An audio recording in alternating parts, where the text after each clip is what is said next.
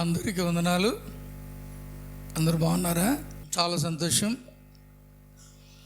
దేవుడు తన ఉచితమైన కృపచేత మనలను సజీవ లెక్కలో ఉంచి 2024వ సంవత్సరంలో చివరి 4 నెలలకు తీసుకొచ్చాడు. సంవత్సరాన్ని 3 భాగాలు చేసుకుంటే 2 భాగాలు అయిపోయాయి. చివరి భాగం ఉంది. September, October, November, December. ఎంత వేగంగా,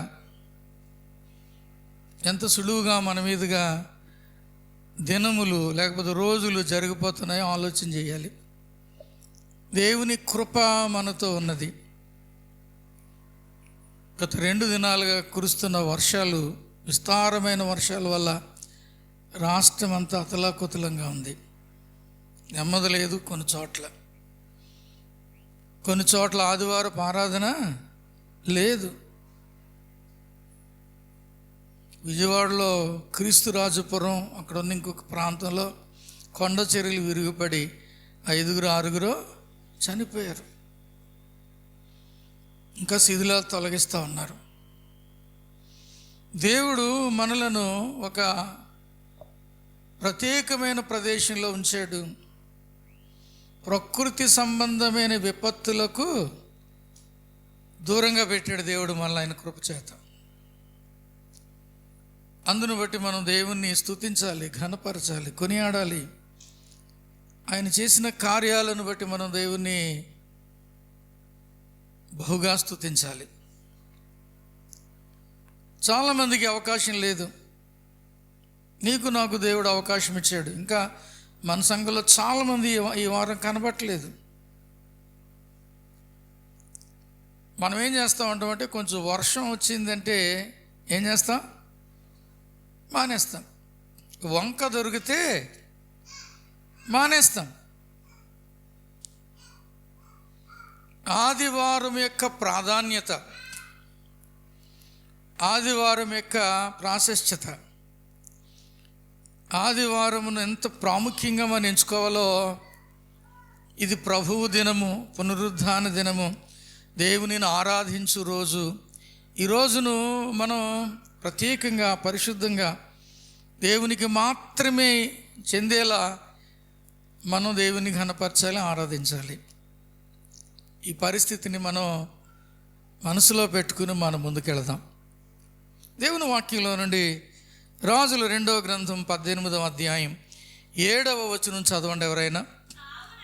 కావున యెహోవా అతనికి తోడుగా ఉండెను, తాను వెళ్ళిన చోటనెల్లా అతడు జయము పొందెను. చాలండి.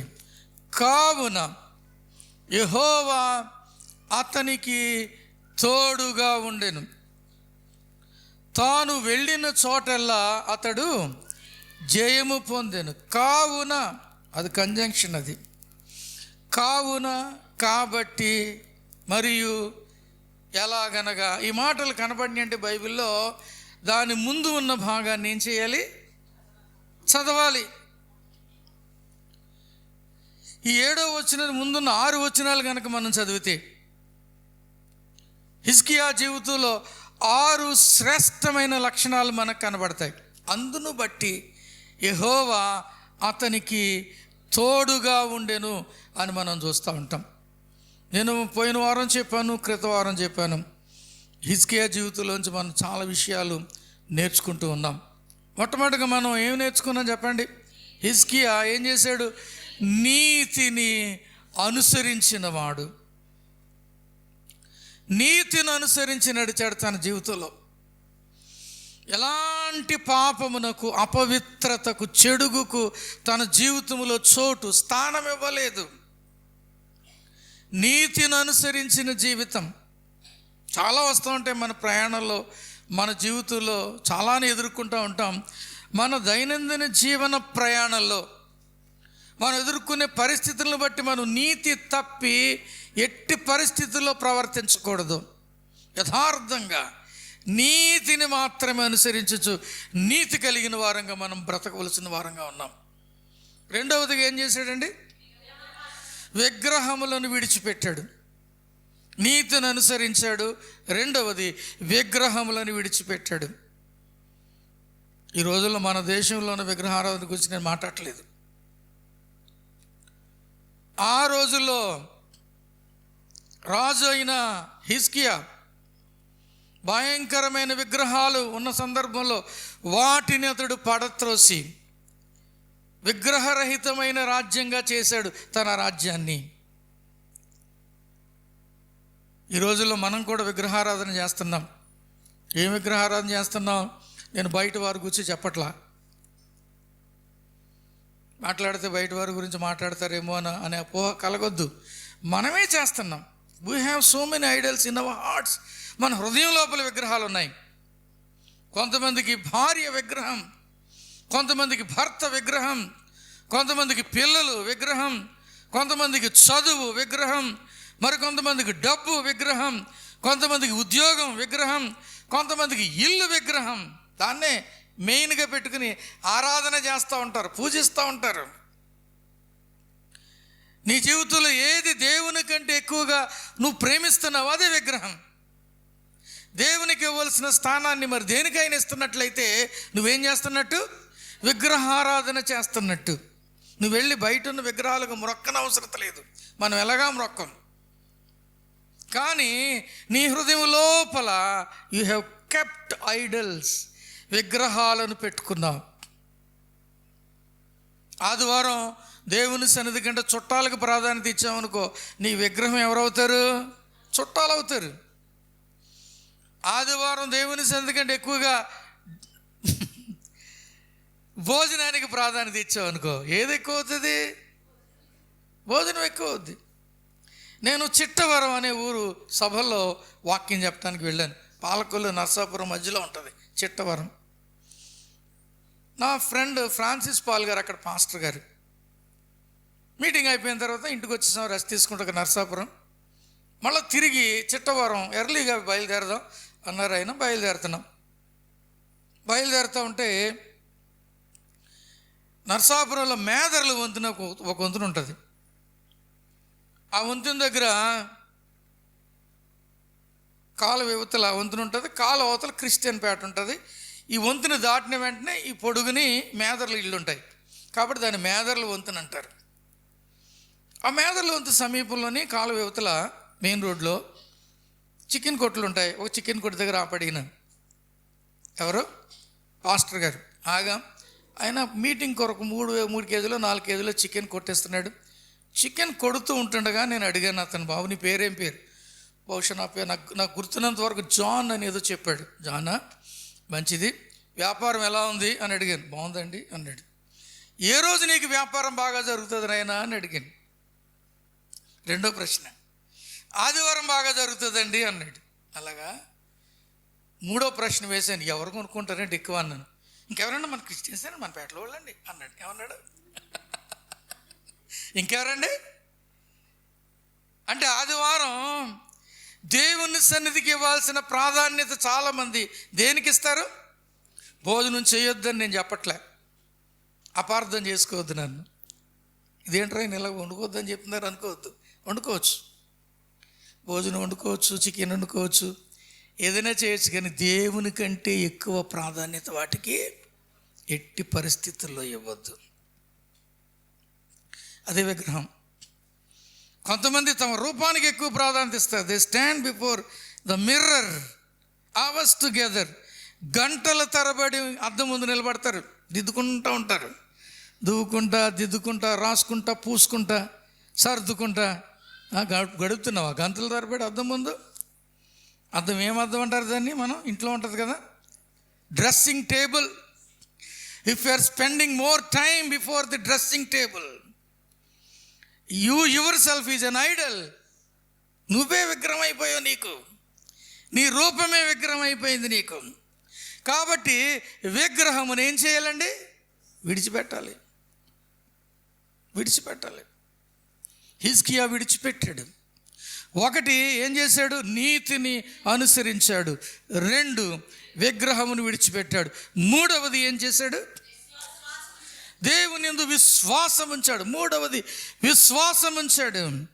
నేను చాలా వివరంగా చెప్పాను విశ్వాసమును గూర్చి.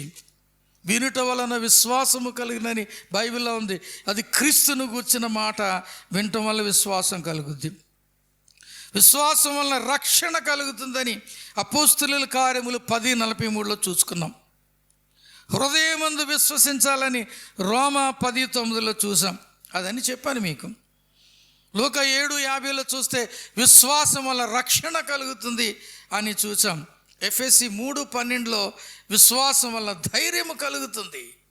విశ్వాసము, దేవుని యందు విశ్వాసం. యేసుక్రీస్తు ప్రభువారు యోహాను సువార్త 14వ అధ్యాయంలో ఒక మాట చెప్పారు. 1లో ఏం చెప్పారండి? మీ హృదయమును కలవరపడనియద్దు, మీరు దేవుని యందు విశ్వాసం ఉంచుతున్నారు, నా యందును విశ్వాసం ఉంచండి. Believe also in me. You believed in God. Let not your heart be troubled. మీ హృదయాన్ని కలవరపడనివ్వద్దు. హృదయము కలవరములో ఉన్నప్పుడు, హృదయము గందరగోళంలో ఉన్నప్పుడు, హృదయము లోపల వేదన, శ్రమ ఉన్నప్పుడు మన విశ్వాసము దేవుని మీద పెట్టుకుంటే ఆ కలవరాన్ని దేవుడు ఏం చేస్తాడండి? తీసివేస్తాడు. ఆ దుఃఖమును, వేదనను, శ్రమను, కష్టమును దేవుడు తీసివేసి నెమ్మదిస్తాడు. దేవుని యందు విశ్వాసం ఉంచండి. Believe in God, believe also in me అని యేసుప్రభువు వారు చెప్తున్నారు. నా యందు కూడా మీరేం చేయాలి? విశ్వాసం ఉంచండి. ప్రియులారా, దేవుని యందు విశ్వాసం ఉంచే అనుభవాన్ని మనం తెచ్చుకుందాం మన జీవితంలో. 1, నీతిని అనుసరించాడు. 2, విగ్రహమును విడిచిపెట్టాడు. 3, విశ్వాసము కలిగిన వాడు. 4వది, దేవునిని హత్తుకొన్నాడు. దేవునిని హత్తుకొనటం అంటే ఏంటని చెప్పాను, మీరే చెప్పారు. కౌగలించుకొనుట అంటే ఇంక మధ్యలో గాలి కూడా సోకకుండా, గాలి కూడా సోకనంత సాన్నిహిత్యం దేవునితో. అంటే నీకు దేవునికి మధ్య ఇంకొకటి ఏది ఉండటానికి వీల్లేదు. నేను నా ప్రభు అనే సంబంధం, సరి అయిన సంబంధం, అవినాభావ సంబంధం దేవునితో మనం ఏర్పాటు చేసుకోవాలి. మనకి దేవునికి మధ్య ఇంకెవరైనా వచ్చారనుకోండి, ఏదైనా వచ్చిందనుకోండి, దేవునితో మనకు ఉండాల్సిన సంబంధం ఏమైపోద్ది? తెగిపోద్ది. ప్రాధాన్యత తగ్గిపోద్ది. మధ్యలో ఉన్న వ్యక్తికి ప్రాధాన్యత ఇవ్వాల్సి వస్తుంది. అవునా? ఎదురు సాన్నిహిత్యంగా ఉన్నప్పుడు, మాట్లాడుకుంటూ ఉన్నప్పుడు, ఏదైనా చర్చించుకుంటూ ఉన్నప్పుడు 3వ స్వరాన్ని వినడానికి ఇష్టపడతామా? 3వ వ్యక్తి చొరబాటు ఇష్టపడతామా? 3వ వ్యక్తి మధ్యలోకి వచ్చి మాట్లాడటానికి ఇష్టపడమే. మరి నీకు నీ దేవునికి మధ్య, నీవు నీ దేవునితో సంబంధము, సహవాసము కలిగి ఉన్నప్పుడు మధ్యలో మరి ఎవరైనా రావడానికి నువ్వు ఇష్టపడుతున్నావా? చోటిస్తున్నావంటే ఇవ్వద్దు. Don't let anyone come in between you and God. నీకు దేవునికి మధ్యలో ఎవరో రావడానికి వీల్లేదు. వచ్చారా, సంబంధం ఏమైపోద్దండి? చెడిపోద్ది. అవసరమైతే తెగిపోద్ది కూడా. ప్రియమైన దేవుని బిడ్డలారా, నేను మొన్న ఒక దైవజనుడు సాక్ష్యం చెప్తే విన్నాను. నేను ఒక దైవజనుడు సాక్ష్యం చెప్తే నేను విన్నాను. వాళ్ళు నాయనమ్మ అంట. ఒక దైవజనుడు చెప్పాడు, నాయనమ్మ చాలా భక్తి కలిగిన స్త్రీ. ఆదివారం ఎవరైనా చుట్టాలు ఇంటికి వచ్చారనుకోండి, ఆవిడ నిక్కచ్చిగా చెప్పేసేదంట. ఏంటంటే, అమ్మా ఈరోజు మీరు చర్చకు మా ఇంటికి వచ్చారు కాబట్టి మేము మీకు అందుబాటులో ఉండం. మీరు ఉండండి చక్కగా, ఎక్కడ మా ఇంట్లో ఉండండి, భోజనం చేసుకుని వండుకోండి, అన్ని వస్తువులు సరిగ్గా రెడీగా ఉన్నాయి, భోజనం చేసుకుని వండుకొని ఉండండి, నేను మీటింగ్కి వెళ్ళి వచ్చేస్తాను అనేదంట. ఏమనేది? నేను చర్చికి వెళ్ళి వచ్చేస్తాను, లేదా మీరు నాతో కూడా చర్చికి వచ్చేయండి, వచ్చిన తర్వాత నేనే వండి పెడతాను. మీరు నాతో కూడా చర్చికి రండి, చర్చికి వచ్చేస్తే తిరిగి ఇంటికి వెళ్ళిపోయిన తర్వాత మనం వండుకుని తిందాం. ఈ రెండింటిలో ఏదో ఒకటి చేయండి. మీరు ఆదివారం రావటం మంచిది కాదు, ఆదివారం దేవునికి తప్ప నేను దేనికి ఇవ్వను అని చెప్పేదంట సహోదరి. కొంతమంది చుట్టాలు ఇంకా ఆదివారం బాబు ఈవిడ దగ్గరికి ఇప్పుడు వెళ్ళకూడదు, చస్తే ఆదివారం వెళ్ళకూడదని మానేసుకునేవారంట. మరి కొంతమంది అయితే సరే ఆదివారం వెళ్తే ఏముంది, ఈవిడ ఎంత భక్తి కలిగిందని చెప్పి ఆదివారం ఆమెతో కూడా కలిసి ఎలా వచ్చేవారంట, సన్నిధికి వచ్చేవారంట. అలా కొంతమంది ప్రభువును తెలుసుకోగలిగారు. What is your priority? నీ ప్రాధాన్యత ఏంటి? ఆదివారమునకు నువ్వు ఎంత చోటిస్తున్నావు? ఆదివారం దేవునికి నీకు మధ్యలో ఏదైనా ఆటంకం వస్తే కనుక దాన్ని ఏం చేయాలి? పక్కన పెట్టు. దేవునికే ప్రాధాన్యత.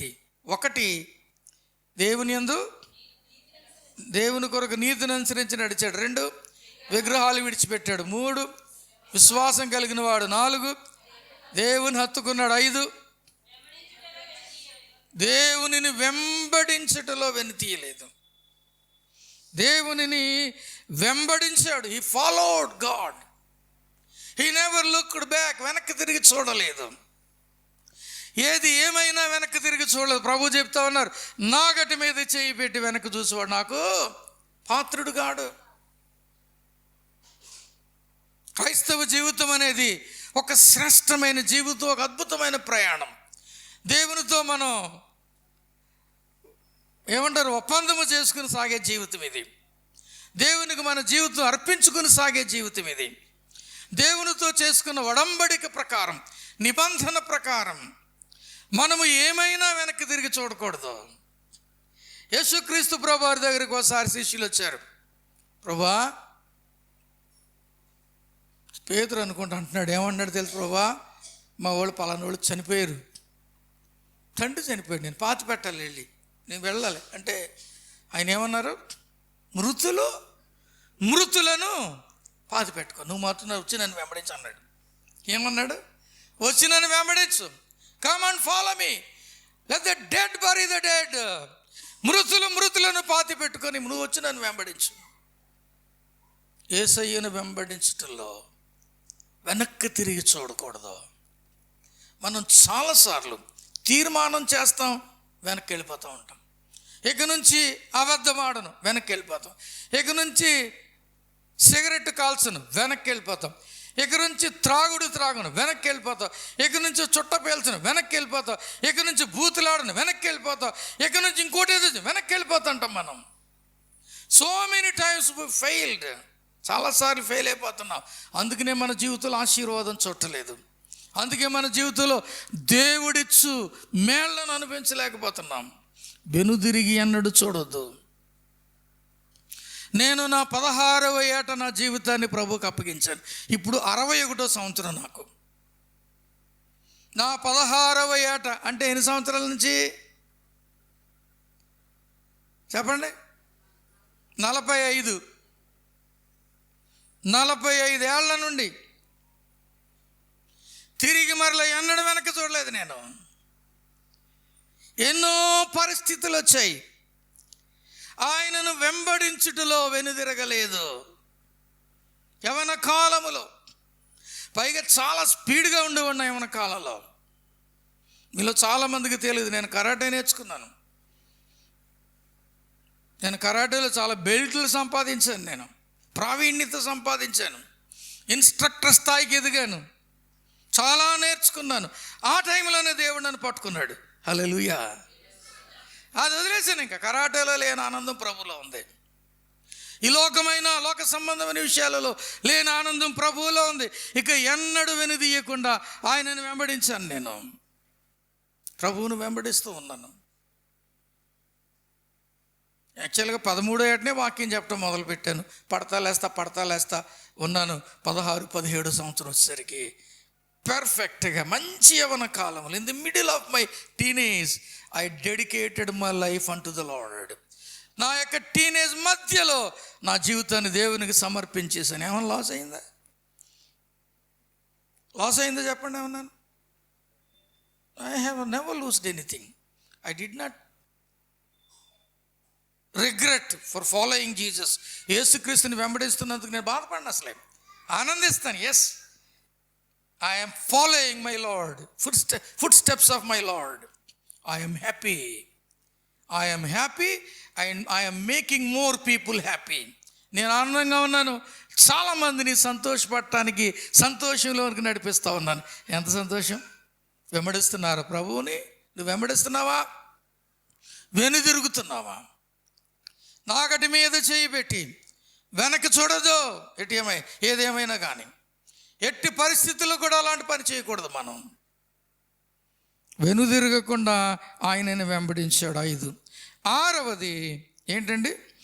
మోషేకు ఆజ్ఞాపించిన ఆజ్ఞలన్నీ గైకొనుచుండెను. 6వది 6th వన్, మోషేకు ఆజ్ఞాపించిన ఆజ్ఞలన్నింటినీ గైకొనుచు ఉన్నాడంట. ఆజ్ఞలను గైకొనటం నేను వచ్చే వారం మీకు చాలా వివరంగా చెప్తాను. పాత నిబంధన గ్రంథంలో ఆజ్ఞలు, క్రొత్త నిబంధన గ్రంథంలో కొన్ని ఆజ్ఞలు ఉన్నాయి. పాత నిబంధన గ్రంథంలో చాలా ఆజ్ఞలు ఉన్నాయి. ఇది చెయ్యండి, ఇది చెయ్యండి, ఇది చెయ్యండి, ఇది వద్దు, ఇది వద్దు, ఇది వద్దు అని చెప్పే దేవుని ఆజ్ఞలు. నిర్గమకాండ 20 మాత్రం దేవుడు 10 ఆజ్ఞలు చెప్పాడు. 10 కమాండ్మెంట్స్, 10 ఆజ్ఞలు. నిర్గమకాండం 20వ అధ్యాయంలో 10 ఆజ్ఞల గురించి వివరంగా వచ్చేవారు మనం నేర్చుకుంటానికి ప్రయత్నం చేద్దాం. 10 ఆజ్ఞలు చెప్పాడండి, 10 కమాండ్మెంట్స్. అందులో మొదటి 4 ఆజ్ఞలు దేవునికి మనకు సంబంధించినవి. చివరి 6 ఆజ్ఞలు మనము ఇంకొక వ్యక్తి మధ్యలో దేవుడు.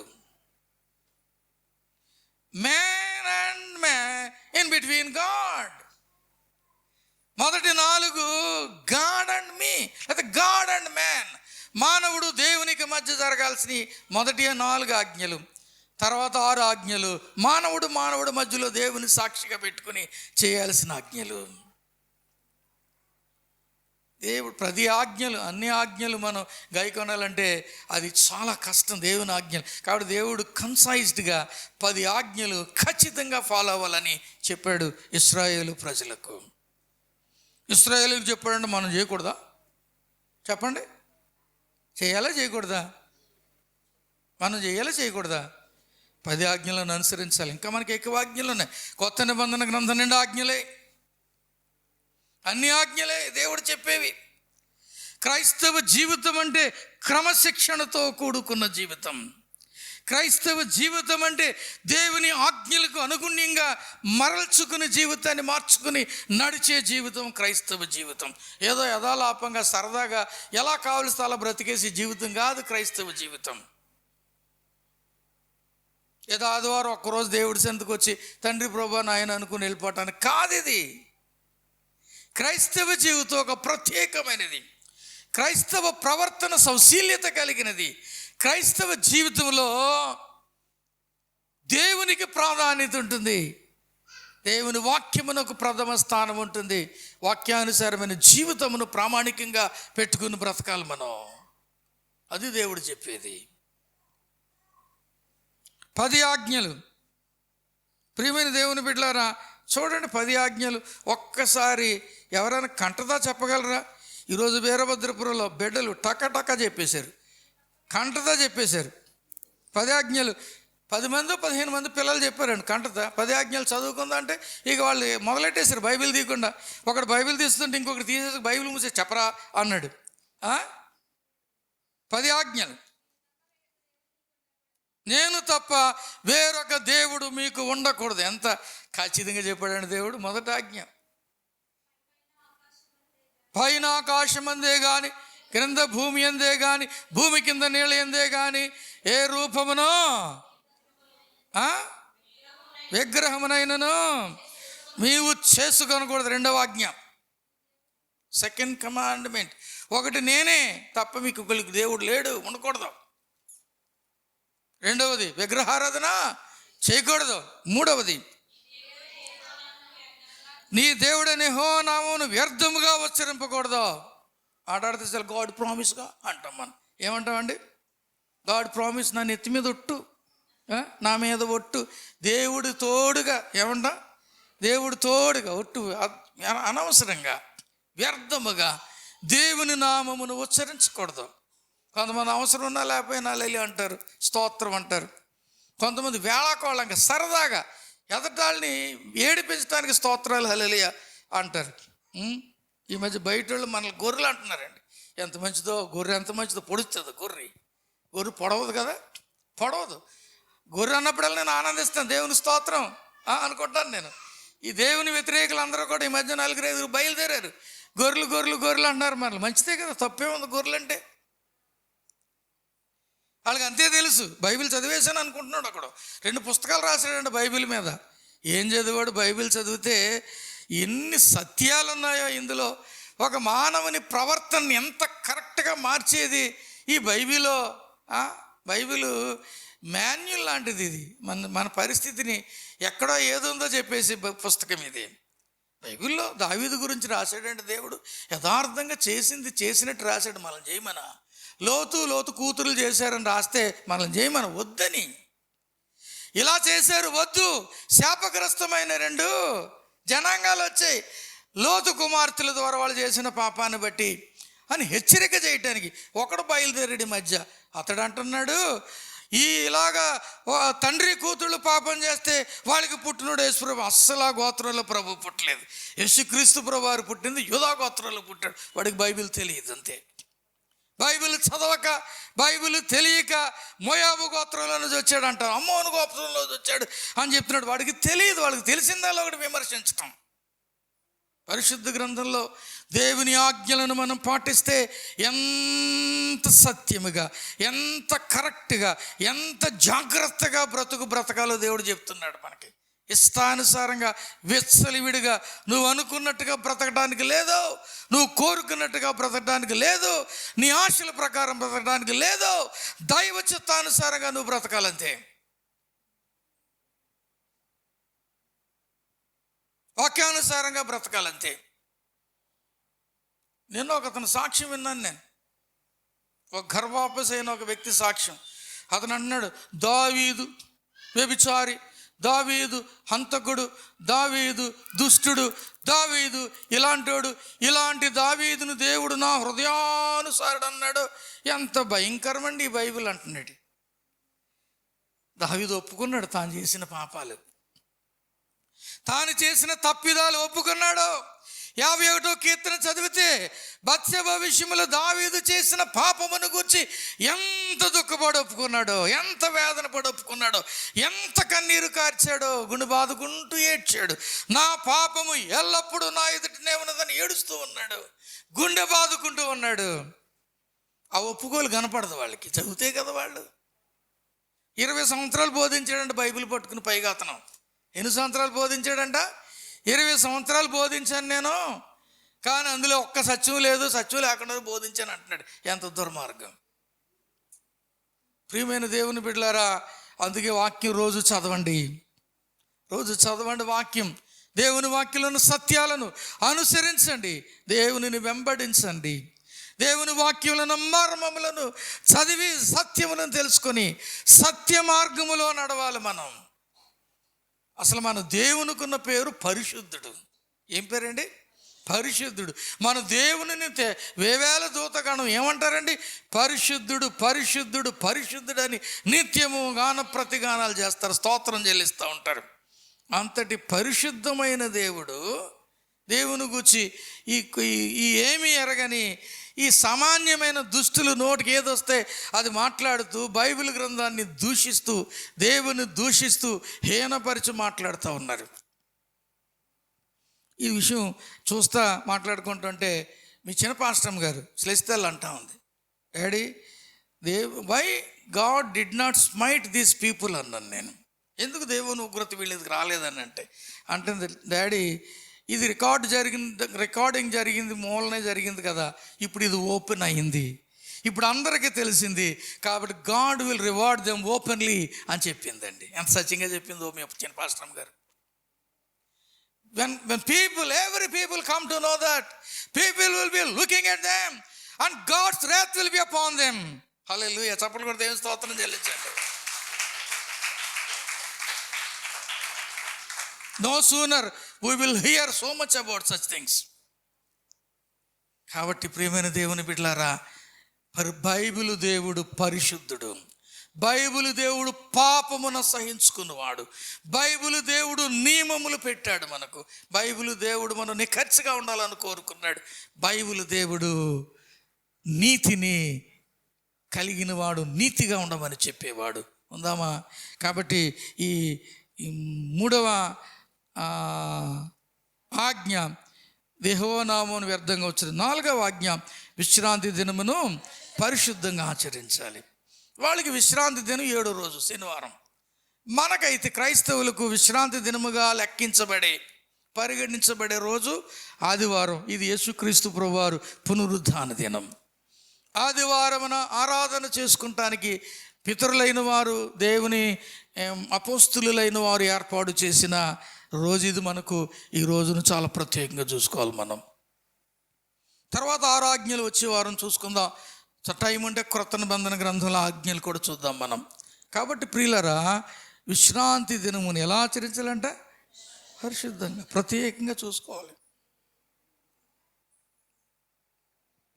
మన మీటింగ్ ఎన్నింటికి పెట్టుకుంటున్నామండి? 10:30. ఎంతమంది వచ్చారు 10:30కి? 1, 2, 3, 4, 5, 6 అంతే. ఇంతమందిలో నిండిపోయారు సంఘం. ఇంతమందిలో 6 10:30కి వచ్చారంటే విశ్రాంతి దినాన్ని నువ్వు ఎలా పాటిస్తున్నావు? అయితే ప్రభువు దినమైన ఆదివారం ఆరాధన రోజు 10:30 అంటే 10:30 అవ్వాలి. ప్రాధాన్యత ఇవ్వండి. ఉదయకాలం నుంచి ప్లాన్ చేసుకోండి. Yes, 10:30 I must be there in the church అని అనుకోండి. దేవుడు మిమ్మల్ని ఆరాధిస్తాడు. వీరభద్రపల్లి కూడా ఇదే చెప్పాను ఈరోజు. నేను ఇదే చెప్పాను. ఇంకా ఆజ్ఞలన్నీ చెప్పాను అనుకోండి. ఇదే చెప్పాను. Give priority. దేవుని కోసం ప్రాధాన్యత ఇవ్వండి. దేవుని సన్నిధికి ప్రథమ స్థానం ఇవ్వండి. సమయమును పాటించుచు దేవునిని కనపరుద్దామా మన జీవితంలో. అలాగ చేయటానికి దేవుడు సదా మనందరికీ సహాయం చేయనుగాక. ఆమీన్. దేవుడి మాటలు మన వినికిడిలో దీవించి మనలను బహుగా ఆశీర్వదించునుగాక. ఆమీన్.